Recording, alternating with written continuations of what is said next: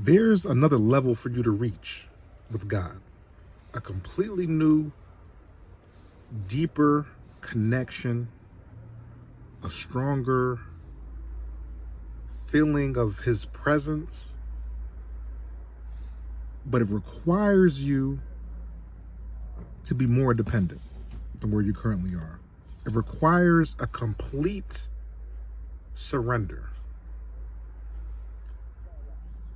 a complete desire to be filled and refilled by Him, by the Holy Spirit.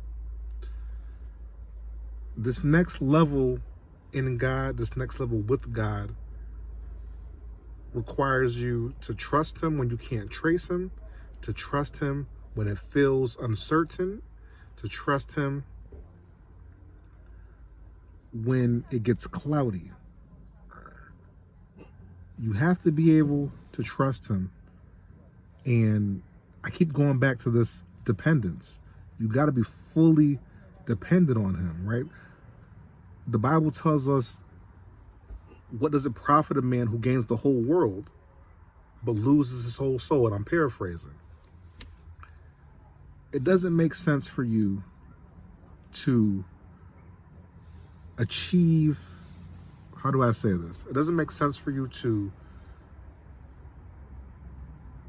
gain all there is in this life but not have God.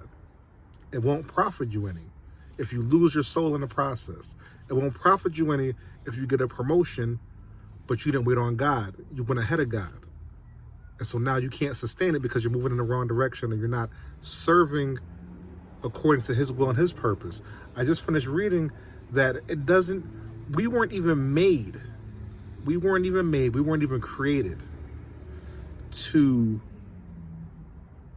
be in control of our own lives. God is in control. Now, He gives us free will. He gives us free will, but God is in control.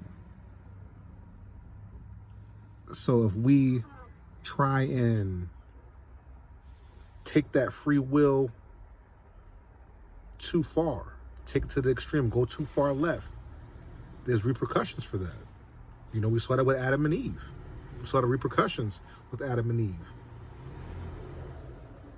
They had the free will to choose not to eat from the fruit, to choose not to eat the fruit.